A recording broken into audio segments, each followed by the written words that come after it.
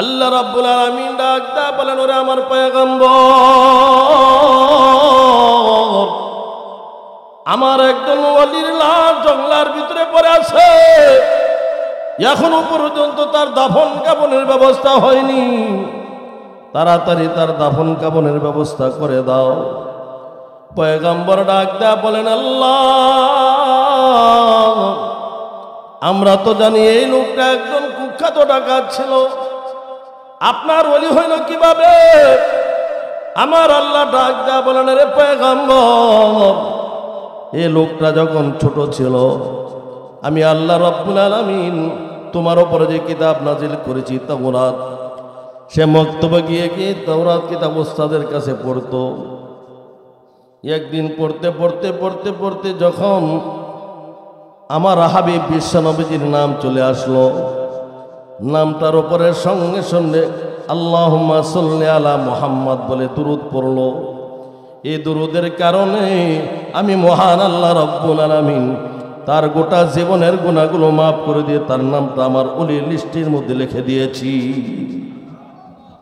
এর যুবক ভাই, কেউ যদি ঋণগ্রস্ত হয়ে যায়, আল্লাহর হাবিব ডাক দা বলেন, উম্মত, যোহরের নামাজ পড়ার পর তুমি 100 বার আল্লাহুম্মা সাল্লি আলা মুহাম্মদ এই দুরূদরা 100 বার পড়ো। একদিন, 2 দিন, 1 সপ্তাহ, 2 সপ্তাহ কন্টিনিউ আমল করতে থাকো। আল্লাহ রাব্বুল আলামিন গায়েবের থেকে তোমার ঋণ পরিশোধের ব্যবস্থা করে দিবে। আল্লাহু আকবার। মুসলমান ভাইরা আমার, যুবক বন্ধুরা আমার, কোন মানুষ যদি বেশি বেশি দুরূদ পড়ে,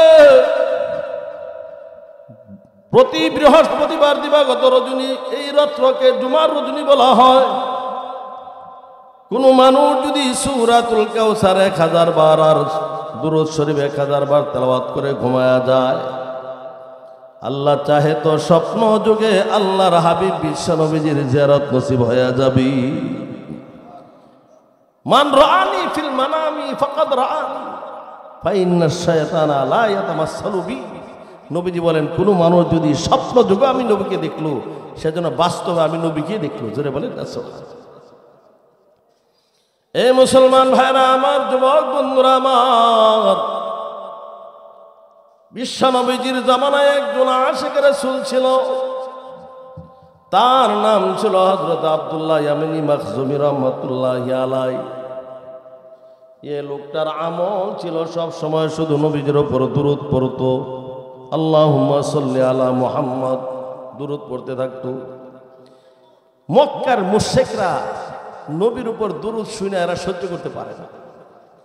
কিছু দুশমন নবীর জামানায়ও ছিল, কিছু দুশমন নবীর জামানার আগেও, ওই মুসা নবীর জামানায়, ইহুদিদের জামানায়, ওই জামানায়ও ছিল।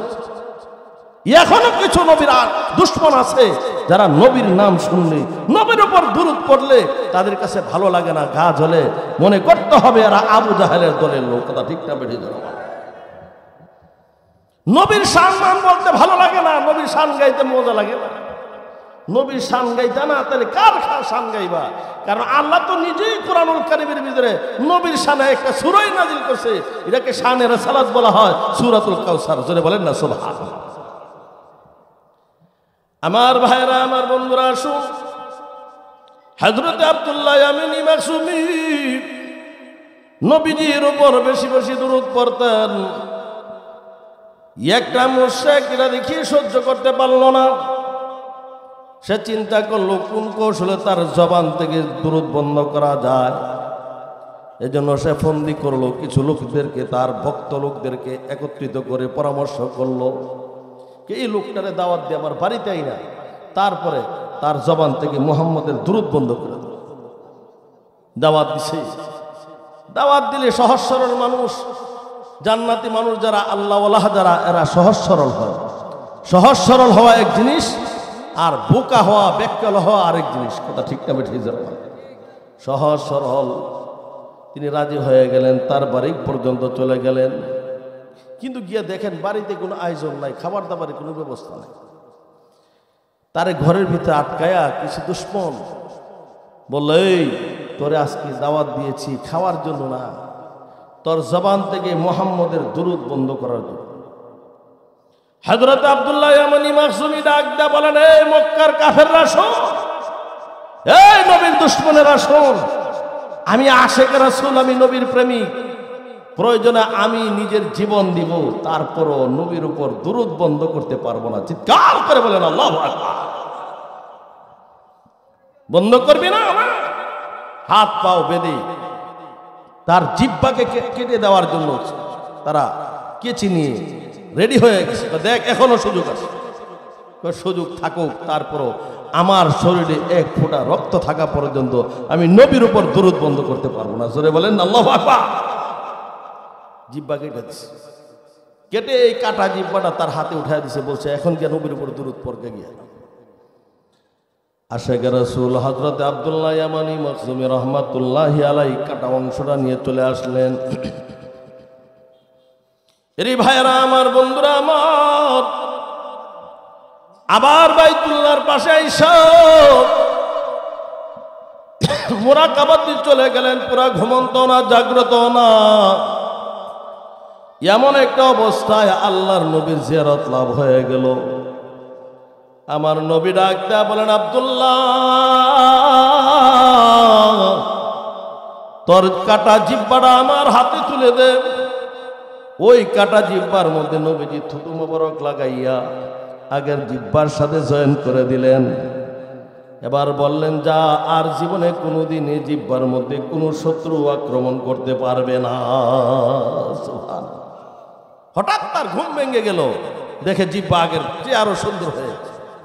এখন আরো বেশি বেশি দূরত পড়ে। পরবর্তী বছর আরেকজন এসে দাওয়াত দিতে আসছে।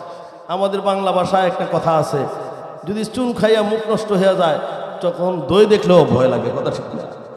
আবার দাওয়াত দিতে আসছে, এখন তো উনি বলে ইতস্ততা করতেছে না, আবার মনের মধ্যে সাহস আসছে, নবীজি ভবিষ্যৎবাণী দিয়েছে এই জিহ্বার মধ্যে কোনো শত্রু আর কোনোদিন আক্রমণ করতে পারবে না, তাই না, অসুবিধা নাই, দাওয়াত রাখলাম, আল্লাহ ভরসা।